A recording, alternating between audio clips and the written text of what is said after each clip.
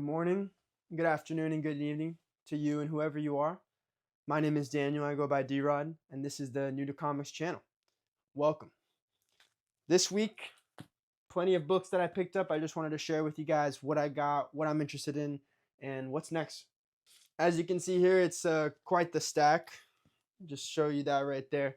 A few variant covers in here as well. I only ended up reading 10 single issues in terms of storytelling, but let's get into it. Let me show you what I got. I have Absolute Batman issue 19, everyone's pick of the week by far.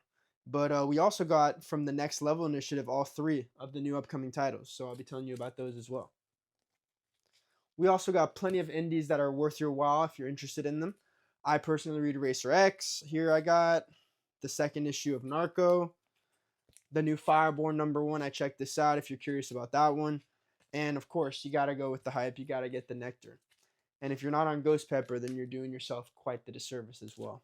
And without a shadow of a doubt, as you could probably tell, I'm a huge Ghost Machine fan, and I got to pick up my Ghost Machine dailies. I ended up getting all the covers. So yeah, let's get into my books. Let's see what I thought and move from there. So probably what everyone's going to want to know about and talk about, and it is the crown jewel of the comic book industry right now. It's the top of DC, Marvel, Indie, the big three, all of that. Absolute Batman #19.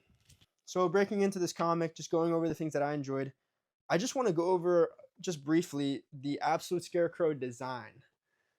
It's so simplistic yet stylistic. It's menacing yet grounded. It's hard not to talk about this story without really getting into it because there's so much passion and so much to it. But I will be doing a deep dive later on with Andrew on the channel, so look out for that video. So much happens, seriously. So much happens in the story, and you really can't go wrong. 5 out of 5. Next, we got the all three of the Next Level Initiative, at least the original three. I know we have Firestorm now, and there's Zatanna coming up and all these other ones. But at least of the original three, here we go. We'll start with Deathstroke here. Deathstroke issue 2. I will say I liked all of their issue ones. I mean, enough to pick up, the second issue physically. In terms of Deathstroke, I really wasn't feeling it, but I gave this one a shot just because I think DC's putting out great work, and I would, love to support them if they're trying to give these B to C to maybe even D tier characters a chance at having their own series, their own things going on. Interesting read, a little fragmented, a little jaded. I don't know if I'm a fan of the storytelling that we're getting by Tony Fleece. Action was good. I will say I'm a big fan of this panel here specifically. This is easily one of my favorite pages in the comic right here. Just a great panel showing a lot of the action, which is definitely the highlight of the series. Outside of the action, though, I wasn't very emotionally invested in the characters. A bit of all the emotional beats didn't really land for me. I'm confused about what's happening with his daughter. 3.5 for Deathstroke issue 2. I will not be picking up the next issue in physical form. At least I say that. We'll see where I go. Not bad, not great.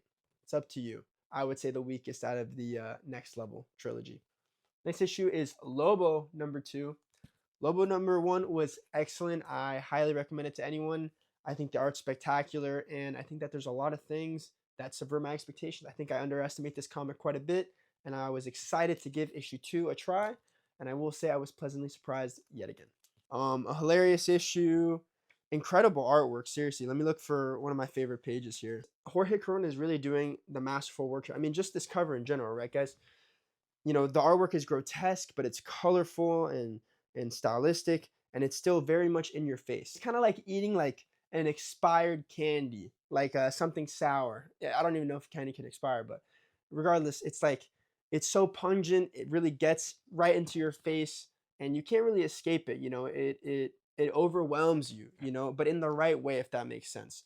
I found myself laughing at Lobo #2 more than I could have ever anticipated.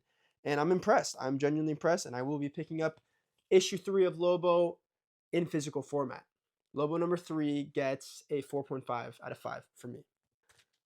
Last but certainly not least, we have Batwoman issue 2. This is the Greg Rucka and Denis run that we got going on. And can I just say right off the bat, what a beautiful cover. Having this type of stylized art in a Batwoman comic is so fitting.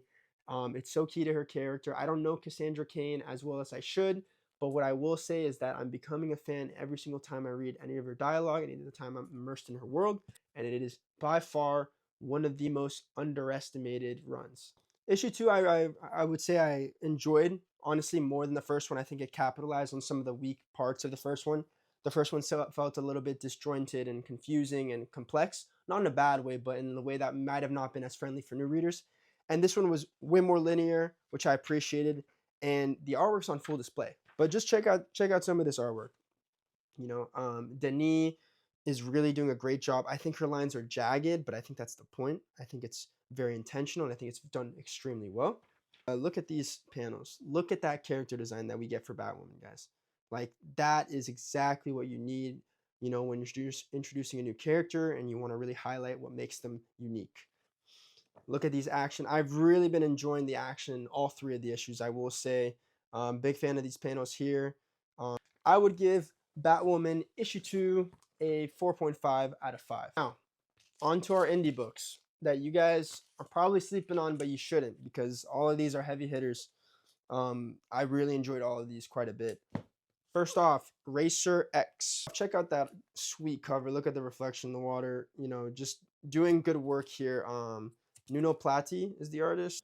So looking through this book, not a ton happens in terms of the overall narrative plot, but the things that do happen, this is an emotional issue that we have here, and in all the right ways. But it's also a very action-packed issue. Here are just some interior pages for you guys to check out. I'm very impressed by the line work. I think anytime that the cars are in motion, they actually do them, proper justice. You feel like you're watching that Fast and Furious movie, but luckily you're getting some better dialogue than the Fast and Furious movies. So it's a win-win on that part. This was easily my favorite panel from the whole entire issue. Honestly, probably my favorite panel from the entire week. This is just really, really well done, right? The amount of detail and effort that goes into these panels, these landscapes, is super impressive. I love the line work whenever they're racing. They do this super well, also in Speed Racer. Just really impressed by this issue. And, great artwork, very, very good action. And above all else, an emotional story. Genuinely an emotional story. A highlight of the series so far. We're on issue 6. Out of all of the Speed Racer universe, this is probably my favorite, the Racer X kind of spin-off series. Racer X, issue number 6, 4.5 out of 5. And I will be picking up the next issue in physical format. Narco, number 2. This is the movie homage variant. Don't ask me what movie it is, because I should know, but I don't. I know the first one was Vertigo because I've actually seen Vertigo. So Narco is a very polarizing read. I would say some people will really gravitate towards it quickly. Some people might not. I think these characters are wonderful. I think they're written, very, very well. I think all of the character dynamics work very well in this comic, and I'm rooting for them. I do love the good guys and I hate the bad guys. And I mean, if you're looking for some sort of emotional storytelling, this one might hit. I genuinely feel bad for him just based on the circumstances of what happened in issue 1. I think one of the highlights of the series too is their incorporation of technology. I think they do it in a way that doesn't come across as corny or improper. I think it works very well. Can't lie, I'm excited for the next issue. I think we're getting really good stuff here by Daniel Hillard and Doug Wagner. I will be picking up issue 3 in the physical format, and I would give this issue a 4.5 out of 5. Very charming, very, true to the heart, and it really gets you invested in these characters, and you want to know how they can overcome the situations that they're placed in. Nectar, issue 2. One of the most hyped, one of the most sought after number 1s that we've had in recent memory. And issue 2 has just arrived. I will say I liked issue 2 more than I liked issue 1, which is a really good thing. I thought issue 1 leaned much more heavily on the artistic side. Not to say that issue 2 doesn't have great art. I mean, just look at this opening page here. But I would say that this one's more narratively sound. There's more happening. You're more invested in the characters, and you're starting to understand what the world is. A good amount of backstory here, and it really hits all the right beats, right, to really flesh out the world. The characters are still interesting, and I'm excited for issue 3. I don't need to speak too much on this. I think if you liked issue 1, you'll like this one. I don't need to speak too much more on this, but I would give Nectar issue 2 a 4 out of 5, and I will be picking up the next issue in the physical format. Ghost Pepper by Little Lullaby and by Adriana Lucas. This was a really good issue. I mean, as we always say with Ghost Pepper and Ludo Lullaby in general, his strength has to be his artwork. The colors pop. It's very manga, very anime-esque, and that works for some people. It really does. But I mean, look at these action panels, guys. Like, I feel like I'm truly blessed anytime I read this. I will admit I spent a longer time on this issue specifically just because I wanted to look and you know absorb all these details, and I really like the stylized art that Ludo Lullaby is putting on display here. In terms of the story, we finally get this kind of like not final battle, but we get the confrontation we've been looking for throughout the series. I was genuinely impressed, and this is easily one of my most highest rated Ghost Pepper issues. I gave this one a 5 out of 5, and I will be picking up issue 11 in the physical format. Fireborn, issue 1. Haven't read Lost Fantasy, but gave this one a try, picked it up. So Fireborn was a bit of a mixed bag, I would say. First off, the art is really good. The art is bold, it's captivating, it's in your face.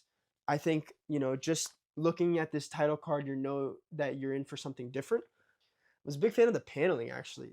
The paneling was kind of genius. I wouldn't go as far as to say it's on the level of Hayden Sherman, but it's still very effective.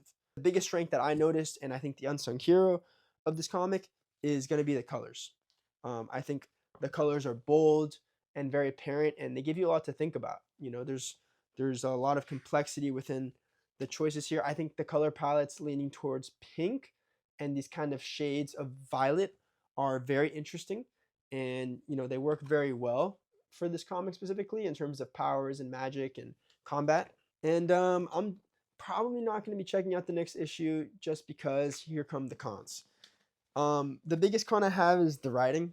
I think the writing is childish and prepubescent, which is honestly putting it kind of kindly. That I'm reading, a fan fiction for like some 15-year-old kid, which isn't necessarily a bad thing. It's just not my cup of tea. I would prefer the writing style to be a little bit more resonant with me, and it just didn't here. But panel work is excellent. Colors are great. I would definitely say give Fireborn #1 a try. I will not be picking up the next issue in the physical format, and I go with Fireborn a 3.5 out of 5 for me. Last but certainly not least, we've got Redcoat. This is the A cover. If you're looking for really good artwork, great emotional storytelling, you don't need to look any further. I'm telling you right now, Redcoat is great. I'm just going to share with you my favorite 2-page spread. It's of Paul Revere writing through, telling the people the Redcoats are coming. But I mean, Brad Anderson on the colors, Brian Hitch on the art. You really can't go wrong. An excellent series and just another great issue. Redcoat, issue 17. Jeff Johns, Brian Hitch, Brad Anderson, Andrew Curry, Rob Lee. Just throw all the names out there. Very, very strong 4 out of 5. I really like where it's going. It's consistent, which I really appreciate, and it's emotional. I love emotional storytelling. 4.5. I will be picking up issue 18 in the physical format. And there you have it, guys. That is our full 10 issues, single issues that I read this week.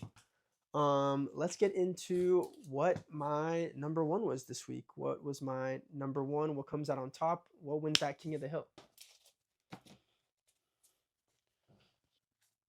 So, after going through all the books and seeing what's worth it and what's not, we have to make the distinction. What is the pick of the week? What is the book that I read that rose above all the others in terms of quality, in terms of excitement, intrigue, and what I would recommend to new readers, of course. This all works in tandem together. At least my top 3 so far. Redcoat, just an excellent series, very comedic timing, charming characters, excellent writing, beautiful art. I could go on and on. Absolute Batman. I mean, Absolute Batman is the staple piece of modern comics. If you disagree, I would disagree with you. Absolute Batman is currently that gem and that needle in a haystack that the comic industry needed. It is quintessential for any reader, especially if you're in the modern day. And Racer X, a bit of a sleeper pick. Not something that many people pick up, but I would consider it pretty under the radar. But what I would have to pick as my #1 series, I would have to sub out Redcoat. Redcoat's great, but it's not going to be winning this week because there was a lot of good stuff this week. And in terms of these two, I'm going to have to go Absolute Batman. I'll go Absolute Batman. I wish I could give it to Racer X, Racer X is an excellent book. It communicates well. It's very emotional. But if you haven't read Absolute Batman, read it, at least issue 19, and you'll understand why, even though Racer X is emotional, there's just so much going on in the story. I mean, as chaotic and as hectic as this cover is, you can tell that the story you're getting into has several elements, several overarching plots, and above all else, there's a lot of meaning behind the story. When I read this book, I can feel that something big is happening. I can feel that we're building towards something. There's an intention, a purpose, and a drive behind these writers, and that's not something you get from every single type of walk of life. Not every comic is going to give you the feeling that you get when you read Absolute Batman.